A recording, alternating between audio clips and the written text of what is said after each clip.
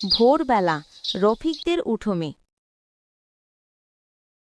রফিক, ওঠ বাপ, সূর্য উঠছে, তোর বাবা মাঠে চলে গেছে। মা, এখনই উঠছি। উঠেই কলসি ভরে পানি আনবি, তারপর গরুগুলারে খাইয়ে দিবি। ঠিক আছে মা, আমি করে ফেলব। রফিক কলসি নিয়ে পুকুরে যায়।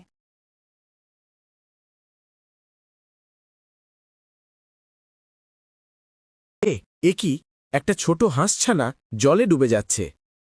ওই দেখ, হাঁসটা তো সাঁতারই জানি না। তোমরা হাসছো কেন? ওটা তো ডুবে যাবে। রফিক পানিতে নেমে হাঁসছানাটাকে তুলে আনে এবং বাড়িতে ফিরে আসে। ওরে রফিক, তুই সত্যিই নেমে পড়লি? জীবন বাঁচানো হাসির বিষয় না বন্ধু। কিরে রফিক, এটা কি আনলি? হাঁসছানাটা ডুবে যাচ্ছিল মা, আমি বাঁচাইছি। এখন একটু যত্ন নিতে হবে। তুই ছোট বয়সেই বড় মন পাইলি রে বাপ। আল্লাহ তোরে বরকত দিক।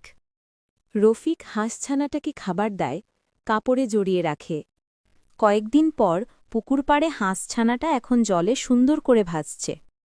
রফিক, তোর হাঁসটা তো এখন বেশ রাজা হয়ে গেছে। হ্যাঁ চাচা, এখন তো সাঁতারও শিখে গেছে। তুই দয়া শিখছিস, এইটাই সবচেয়ে বড় শিক্ষা রে বাপ। আল্লাহ দয়াল মানুষকেই ভালোবাসে। আমি শুধু চেয়েছিলাম ওটা যেন বাঁচে চাচা। সব প্রাণী তো আল্লাহর সৃষ্টি। সেদিন থেকে গ্রামের সবাই রফিককে ভালোবাসতে লাগল। সবাই ডাকতে লাগল তাকে দয়াল রফিক। তার ছোট্ট তো বন্ধুরা, তোমাদের কেমন লাগলো এই গল্পটি? যদি ভালো লেগে থাকে তাহলে লাইক করো। এরকম আরও সুন্দর সুন্দর গল্প পেতে পেজটি ফলো করো।